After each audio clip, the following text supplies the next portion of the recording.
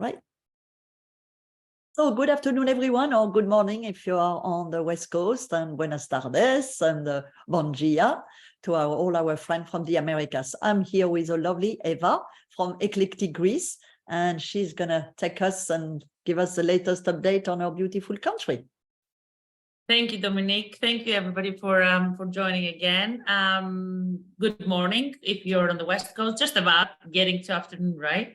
Good afternoon and good evening, wherever you are around the world. My name is Eva. I'm sure we have met in person or in some other webinar that our lovely Dominique Dubé organized. I look after the whole team of Eclectic Greece, and I would be delighted to take you through very quickly on the way how we operate. And of course, we're going to focus on some key destinations where you can visit it. You can send your clients in September and October. So going into the next slide slowly as it loads.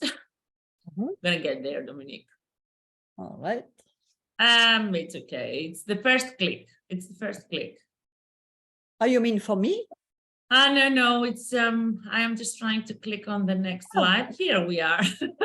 So very quickly, a couple of minutes. No, it's not you. A couple of minutes to talk to you about us. So Eclectic Greece is the inbound luxury division of Kubernetes Travel. So we're a family-owned business. We've been around 49 years, so we have such a huge history in the market. We have a total of 120 individuals and able to negotiate the best terms for our clients and resolve anything, any unforeseen circumstances and incidents that might come across. We have solid relationships in the industry, a team of experts, 23 actually at the moment in Eclectic and still growing, and a healthy financial status that really sets us apart from any competition. On the next slide, just very quickly, you'll see what makes us really special in terms of our depth of knowledge in the industry. We organize all these wonderful site inspections twice a year, so the whole team goes out and checks out all of our hotel suppliers, all of our guides, all of our tours and experiences, so they have the latest update for you and your clients, so we're able to recommend only the best throughout the year. So this is now our quality control in order to be in a position to offer you the best service. And of course, we're IATA certified as a travel agency, one of the biggest travel companies in Greece. So we don't have to outsource any of our services. Everything takes place internally. A few of the great benefits and value adds that you get when you work with us. Of course, you reach out either to myself or the Eclectic Greece email address that hits the mailbox of our two seniors in the travel design team. And we do acknowledge your request immediately or the next day, and within 2-3 days we'll get back to you with the proposal, depending of course on the time of year. As I hear some horror stories about 2 and 3 weeks turnaround. This is not going to be the case with Eclectic. If we cannot service you according to our standards, we're not going to be able to take the request. We're not going to jeopardize our brand name in order to get back to you after 2 weeks. But we are on that status that we have enough people in terms of manpower to service you. I mean, this has been in our history the best year without any delays. We had some really smooth operation. We invested heavily in our own CRM since last year. So we're in a great position to service you with a 5-star service. Cost breakdown, customized proposal for every itinerary. Nothing is pre-made. So you would have a cost breakdown, net or gross rate, special eclectic amenities. If you are not part of any network, where we're extending the network amenities, 24-hour support on the ground. We're going to be holding your client's hand, all along the journey. Of course, we're extending commission of 12%, and the commission payment happens through Onyx. And the great thing is that you have a travel designer from the beginning to the very end of the trip. And now you see the beautiful map of Greece. So the red lights, like flashing, will always indicate the luxurious offering, and the yellow lights flashing, that would be the more off the beaten path destination. Some of you might be listening to me talking to Dominique earlier, that we are getting more experts on board to explore and develop product in all mainland Greece and the smaller island destinations. So we're in a position to, really, quite frankly, now we're offering between 15 to 20, solid destinations, that our, strategy, our plan is to further expand that to, double the destination that we're offering at the moment. So really everybody has the opportunity to explore Greece around the year, either for history, architecture, culture, nature, and of course, the beach life, which starts around April, May, and finishes around November. We had a really rough year in terms of weather at the beginning, of spring and up until now. So that means that the summer will be prolonged. When Dominique was in Greece last year in December, we were almost in short sleeve. So this is how it goes, with the climate change. So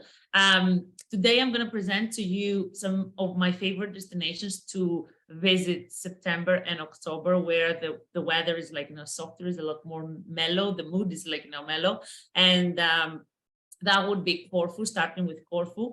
Then we're going to move to Mykonos, which is having a great year in terms of not being overpopulated. So there's still a lot of availability. Some of the turn-off points over the years has been, too many cruise ships, too many people on the island. So it's on a very, very good occupancy at the moment. So that's going to be a great year to explore and find some really decent hotel offers as well. And then we're going to move to Syros, which is an island that I've never presented on a webinar with Dominique, which is literally 45 minutes away from Mykonos. And we're going to finish off with the beautiful mainland of Peloponnese, which is technically an island, but it's just this big chunk of mainland down south from Athens. You can see it here on the map while I'm circling, where it includes the Kalamata area, Messenia, Kalamata, Sparta, and the area of Amanzoe. So I'm just going to jump onto my first slide, and that would be Corfu. I'm not a very objective presenter on Corfu, because it's one of my favorite Greek islands. It's one of the most beautiful and romantic islands of the Ionian island group as well. It's located on the western side of Greece, between Greece and Italy. Very well connected all year around from Athens, with a flight of about an hour, 45 minutes to an hour. Corfu's multicultural heritage and the historic monuments and the natural landscape, there is no better place with thick lush greenery and forest and crystal blue water, and all of these elements, along with the excellent weather around the year, makes it explains actually why Corfu is a very cosmopolitan destination in the Mediterranean.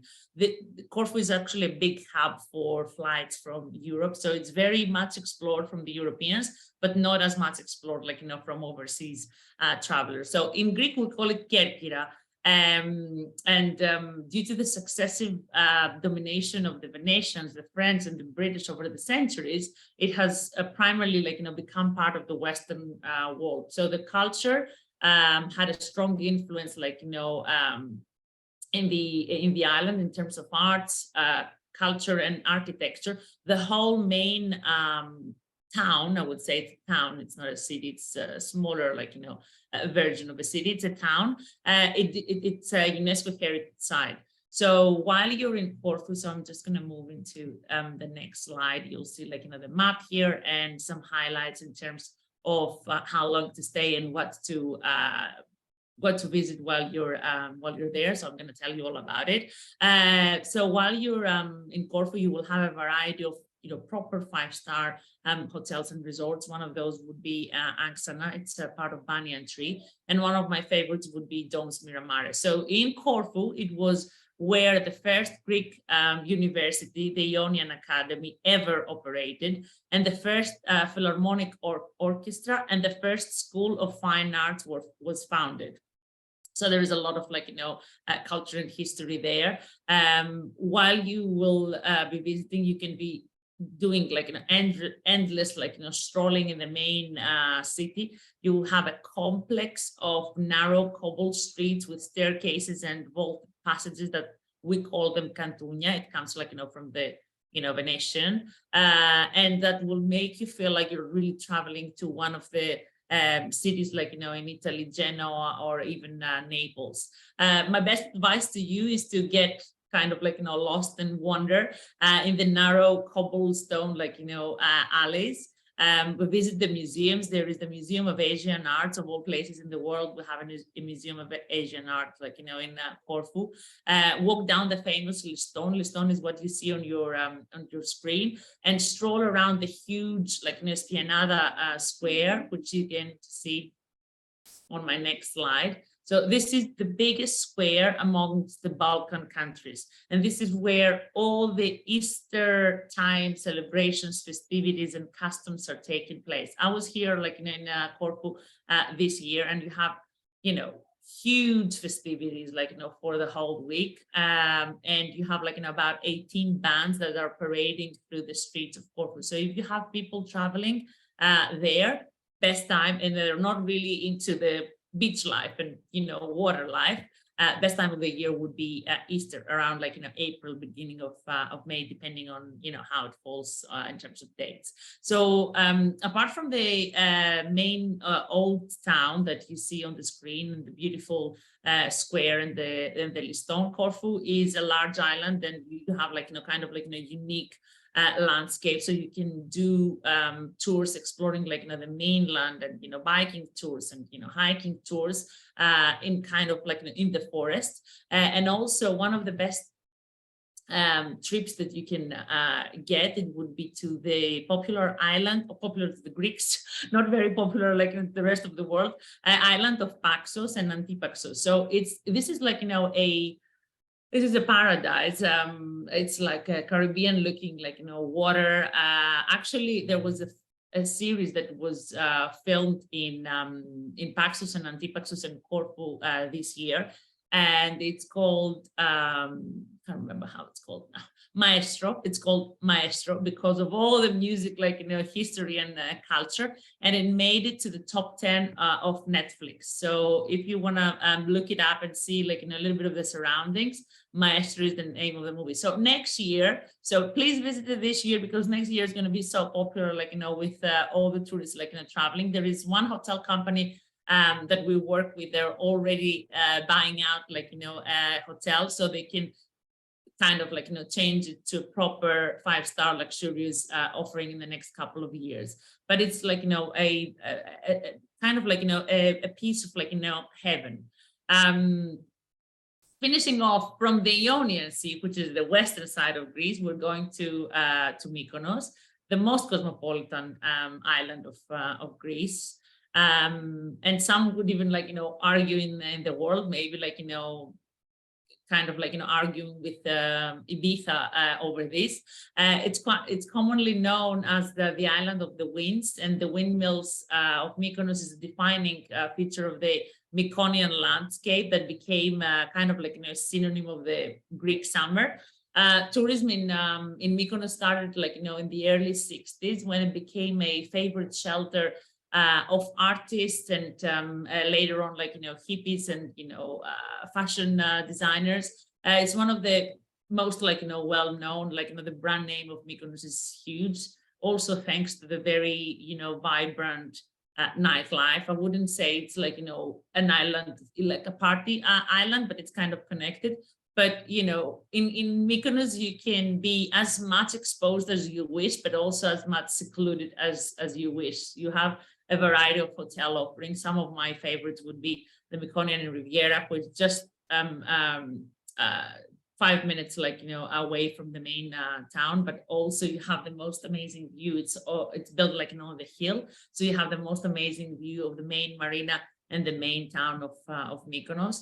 For us, it's all about like, the service, the standards, the product, of course, the location, but also the great partnership that we have with our partners. So we really need to be 100% confident wherever we put our clients. So even if something like, goes wrong, they will always step in. And these are, hotel companies that we work really closely with, and we know that the owners will take like, the step to, recover the service if anything goes wrong. So this is the trust that we have in them. And then in terms of activities, we can have like, a bohemian cooking setup, like, on the beach. We can have sailing around the islands. For those who are a little bit more into history, you can have a half-day tour to Delos, which was very popular, like, in the antiquity. Actually, Delos was the most important commercial port in the antiquity. And then, of course, you can explore like, the nearby islands on a sunset yacht charter, or like, just going around the island of Corfu. I would say, sorry, Mykonos. I would say Mykonos in the Cycladic Islands would have the most amazing, like, beach side. And that's why it became one of the top, like, favorite. And then you getting on a ferry, which is like, very close, of course. Syros is connected to Athens with the flight, and to the northern part of Greece, which we will explore on the next webinar with Dominique. And within 45 minutes, you get to Syros. So Syros is the capital of Cyclades and the most aristocratic island in Greece. Its authentic style combined with a calm atmosphere is ideal for visitors seeking for a destination which is neighboring to Santorini, Mykonos, and Paros, but it's definitely less busy. Syros is popular amongst families, but also like, young couples and, multi-generational trips as well. The architecture is quite unique, also influenced like, massively by the Venetians. So with all the respect to my Turkish, like, friends, because I said something on a previous webinar and somebody like, got offended, to, while Greece was under the Turkish Empire for 400 years, quite frankly, we were in the dark. It was like, tough times, like, for the Greeks, and it was 400 years. For some places, it was more. So while majority of the country was under the Turkish Empire, Corfu and the Ionian Islands, Syros, and a big part of Crete was under the Venetians. So they were so much more advanced in terms of like, music, arts, culture in general. So they were a lot more, had a lot more finesse and, sophistication compared to the rest of us. And that's why you can find like, that Syros vibe, like, exudes that. Going to the next slides, you can see like, some of the highlights, how to have like, beautiful time in Syros. We have more boutique hotel options. I would say more 4-star entry-level, 5-star options, because it's not an island that is that developed in terms of like, beach resorts. But trust me, you will have like, the best time in terms of like, how kind and polite, like, people are, how welcoming, the locals are in terms of like, the water, the food is a highlight in the main town of Syros. I have even like, visited before I joined Eclectic, and it really is one of my favorite destinations in the Cyclades. There is 2 places, Ermoupoli, which is the main capital, and then you would have Anaphora. So the capital, it is really an architectural gem. You have vibrant color mansions, you have neoclassical buildings, imposing Orthodox churches and squares, and they all create like, a scenery like a postcard. So walking around Ermoupoli, it's pretty mesmerizing. So once this is like, the main, the town hall where most of our tours like, start. So for a deep into the culture of like, Hermopolis, you'll start like, from the town hall, which was designed by Ernst Ziller, and then you'll move into Apollo Theater, which is a miniature of Scala di Milano, and Palace Cinema. I mean, there is so many theatrical plays and concerts that are taking place throughout the summertime. So, you will be like, really mesmerized. So hiking up the hill above Ermoupoli, you will come across the, I'm talking like, about the northern, the upper side of like, the island, but in the same time, Lukumi, which is something like a Turkish delight, too much influence, like, from the Turkish again. It's something like, really traditional and characteristic in Syros, but this is like, a more typical picture of the whole Ermoupoli. So Ermoupoli would be the lower part where you can see like, the town hall up until here. And then walking up or driving up, this would be the upper side that we call in Greek Ano Syros. So you will have the Catholic center of Syros. You would have this Venetian, like, beauty that you will find in a typical, like, Cycladic town with the white houses and the narrow alleys. So it's Syros, it's made like, for strolling. You just, go from one temple to the other. There's like, Catholic churches. So definitely it would be a place that I would recommend, like, combining with the nearby Mykonos, Santorini, or Paros.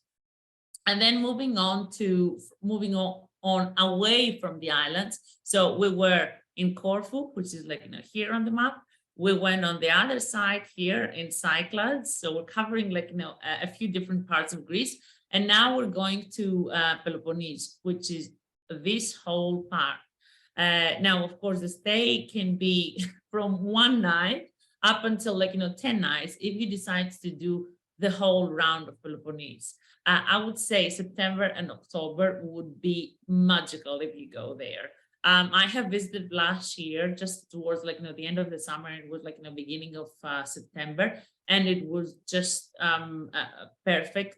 If you want to completely like, switch off and like, connect like, with nature, and do hikes and enjoy like, the wine region. So it is about an hour. So the first major like, point of interest, it would be from Athens, Nafplio. So you see Nafplio here, and the wine region of Nemea. So there is, some major destinations, which I'm going to show you in a minute, starting with, of course, the beautiful property of Amanzoe. Amanzoe is located about 2.5 hours from Athens driving. There's a lot of zigzagging. So if you have like, the clients and the budget, like, for the Amman, I would recommend a 20-minute helicopter flight from Athens airport to the hotel.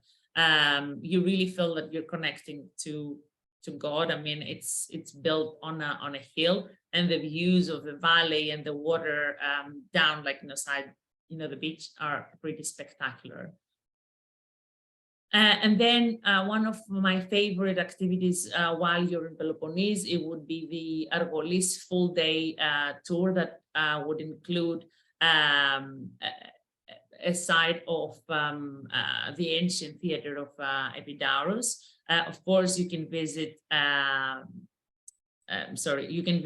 Olympia. There's too many sites that I need to remember. You visit Olympia, where the Olympic Games started from, so you can learn about the Olympic spirit. You can even run in the original Olympic Stadium. I mean, we have an Olympic Stadium like, in Athens, but this is just, the name it was given because, Athens eventually became the capital of Greece. But the actual Olympic stadium, it would be in Olympia. So the site is a major touristic attraction and has 2 museums, one devoted to the ancient games and one devoted to the modern games.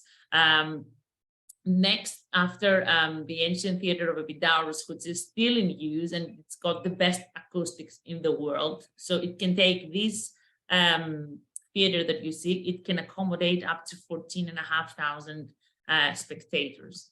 And then you can visit the region of Nemea. Now, Greece has 3 major wine regions, and although it might not be compared in your head with France or Italy, probably because we haven't done like, such a good job in terms of extroversion and advertisement and marketing, but I can reassure you that Greece has like, such an amazing like, wine variety. So one would be Santorini, which is the oldest vineyard in Greece. One would be the northern part of Greece, next to Thessaloniki. Some of you might have heard, like, the name is the co-capital of Greece.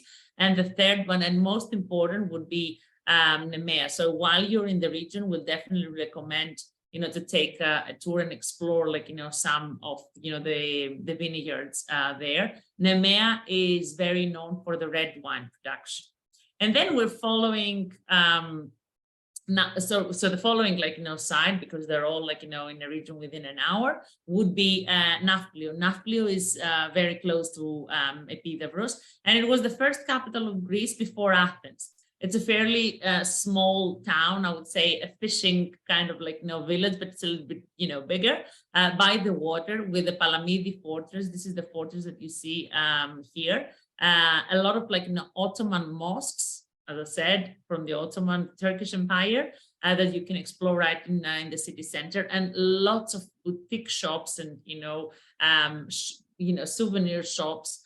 Flowers that are hanging through the little narrow streets. I mean, it's one of the most picturesque little town, even for the Athenians that they would want to go for, a day trip. It's about an hour and a half away, or even for a weekend. So Nafplio, in case your clients are a little bit more tight in terms of, like, budget, as an alternative to Amanzoe, Nafplio would be a place where it would offer a variety of boutique hotel places. And then while you're in the area, you can take a day trip, or you can have a yacht charter to the nearby island of Spetses.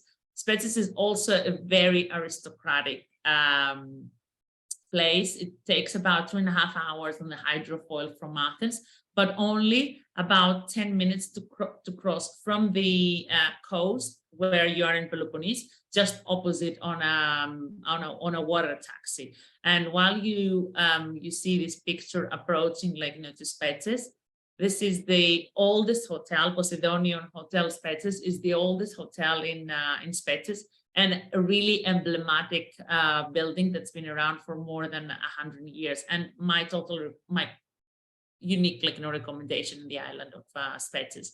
Again, if you have a yacht charter for a day, you can do the little island of Hydra, or Hydra as we call it, which is a destination for yacht enthusiasts. Both Spetses and Hydra would have a little marina, which is not as little, it's a proper marina. So they attract a lot of affluent kind of, like, people who are cruising the Argosaronic island. Both of the islands do not allow cars, so they're all, it's pedestrian only, or maybe, like, some little bikes or bicycles. Now, moving down from Nafplio, so we went to Amanzoe, we went to Nafplio, and we explored, like, the area down there. If you drive another hour and a half, you go to Sparta. I'm sure you're all familiar from, like, ancient Greece with Sparta and through the movies.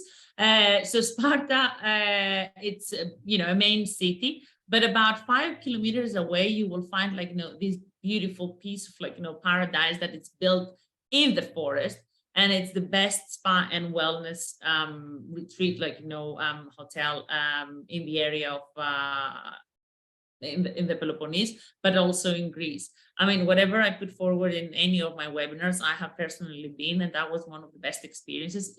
Summer or winter, you would have a variety of, like, treatments, like, swimming pool inside, swimming pool outside, but there's a lot of, like, locals, as in Greeks, that would go there as a retreat, like in a spa resort. The food is amazing. You're kind of, like, in the middle of nowhere. The area is called Mistras, and also on top of the hotel, behind, like, the forest, you would have the castle town of Mistras, which was built on the 13th century. So again, lots of, like, history and tours, like, to take in the area. And finally, as you drive down from Sparta, I mean, Peloponnese is a big area. As you drive down from Sparta, you come to Kalamata and Pylos.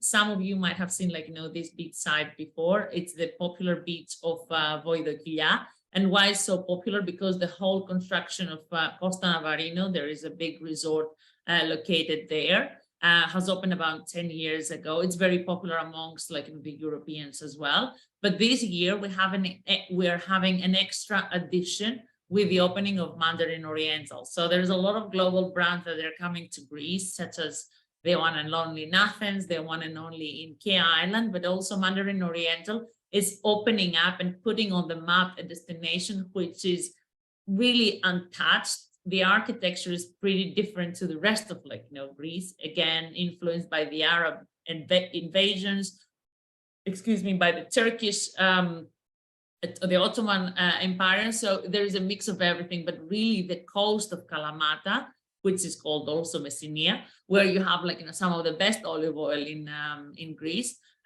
would take a lot more value, will come higher on your mind when you're thinking about a proper resort by the beach, which offers the natural beauty and also a lot of history.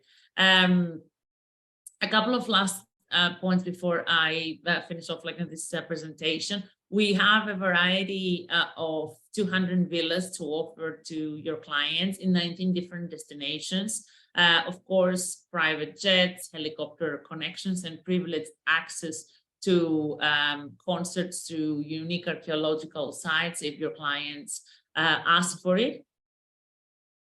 And also, we have built our over the past couple of years, and with COVID as an excuse, being at home too much and doing webinars with Dominique, we have built our B2B online site where you can log in with your email and your preferred password, and you can get access to the whole content of Eclectic. So let's say that you haven't been to Greece, or you've been to a couple of places and a client is asking you for more information. You can quickly get in there, get an idea, just to get gist of what's happening in that destination. And then of course, when you gather more details, you always come back to us and we put forward more. But it's something really educational. You would have destination guides, you have a photo gallery, you would have webinars recorded touching on destinations. And I want to leave you with a very representative picture of how life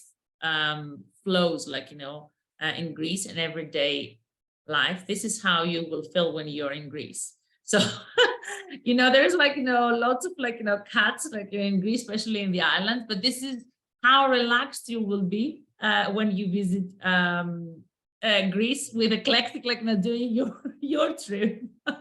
That's a wonderful way to finish. What a beautiful slide, huh? Thank you very much. It reminds me of myself, Dominique, on holiday.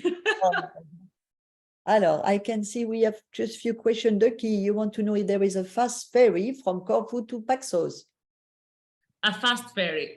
Okay, so there is a hydrofoil, yes, which takes about an hour and a half. I mean, you can do it as a day trip, take the first one, and then around 5 o'clock in the late afternoon, evening, you get back. So you can spend a whole kind of day there. But you can also stay overnight. I mean, there is a couple of options. They won't be luxurious, but definitely for a day trip, it's worth it. Mm-hmm. Jane, you want to know, you said many of the islands shut down in the winter. Can she book clients now in April or November? Okay, so yeah, the islands indeed shut down in November, apart from Crete, that is kind of all year destination, especially in Hania and Rethymno. So you would have options still available in terms of hotels. And Crete is on the southern part of the country, so it's always really warm. But yeah, Mykonos and Paros, for example, they're very popular, and Corfu. Most of the hotels would be shut, but as the time goes by, I mean, even before the pandemic, you would see there was a lot of Asians that they would travel during January and February, because what you want to do in Santorini is not the beach life, for example. It's to see the magical sunset and try the wine. So you can do that. I'm not suggesting start pushing people to come in January and February necessarily. But because, for example, Crete has a lot of locals, Corfu has a lot of locals. Even Mykonos and Santorini these days has a lot of locals, people who also work in the island. If you're choosing, some places not as a beach destination, yeah, definitely you can accommodate people, not to the likes of ultra luxury, but still they can still be there and enjoy. But again, Jane, throughout the year, you would have endless options from the northern part of Greece to the mainland, sorry, to the center of Greece, to Peloponnese, to send your clients if they want to try, for example, November, December, or January, February. But April, around 15th to 20th, everything would be open in terms of the island destinations. And also during the winter and the early spring, we are pushing people to stay a little longer in Athens. For example, we work with, look at my beautiful view and jacuzzi. We worked with Xenodokeio Milos in Athens, and we are trying to have your clients staying a little longer than one night, maybe stay 2 nights or 3 nights. Especially I was there in December. Eclectic Greece did a beautiful program for us with this food testing and all this. And it was really enjoyable. So sometimes maybe if not everything is open, you can match or stay a little longer in Athens. Don't you think so, Eva? Huh? Dominique, absolutely. I think Athens is a wonderful place. It's got so much to offer throughout the year. But I prefer Athens when it's quieter. At the moment it's people from all over the world. I think it's a very affordable destination as well. In terms of accommodation, in terms of food offering. The beach is about 20 minutes away. And if you think that you're in Athens and the beach is not nice, there's crystal blue water about 20 minutes to half an hour. There is beach clubs. So you can really stay 3 and 4 and 5 nights if you choose. There is an amazing variety of different neighborhoods, for shopping, for culture, for just exploring. The gastronomy went to a different level compared to what it was 5 years ago, for example. And you have ethnic cuisine. You don't have to eat souvlaki all day long, and moussaka. But yeah, I think that you can do a variety of different things. But also you have access to Delphi, which is a very historic site, about an hour and a half away from 2 hours away from Athens. You have access to the south, which is Nafplio, that I said. So there, even if you stay for a week, you have day trips that you can take. Yep. No, it's a great getaway, as you said, Ducky. You send a woman girls getaway in Athens, and it's perfect for all year long. It's open, of course. Courtney, you want to know if they work with Milos Island. You said you have clients who want Milos, but you said you've been told that Milos is not a good option and DFC will not quote it. Courtney, you're right. Milos is a fantastic island. It's a really beautiful volcanic island, similar to Santorini, but not with its views. But whoever has been to Milos has been blown away. Now, from a DMC point of view, and as a local expert, I need to give you a little bit of a heads up. The fact that we don't massively encourage people to Milos is not that we have anything against the island. On the contrary, but there is not enough hotel product that it's up to the standards that we would aspire to offer to our clients. So you would have a couple of options. One of the key options would be somewhere in the middle of nowhere, where you would need a 20-minute dirt road to drive. So this is a no-go. Some hoteliers in the island, in my opinion, have not developed. They might be investors rather than hoteliers, so they haven't developed really the more hospitality kind of mindset. So it's hard in terms of partnership. So I don't want to trust my precious clients to somebody who doesn't know how to treat that. But in all, the water is amazing, the food is amazing, people who have been there enjoyed their life. It's just a matter of having the availability, because if I go out on every single sales call and webinars and I talk about Milos as much as I want to, because connectivity is easy, and then from Santorini is very close by, very rarely we will have the availability. So the progress is that there is a hotel operating already there, that they're expanding to another 30 to 35 suites, rooms and suites. in next year. And then there's another hotel opening around September next year, 2024.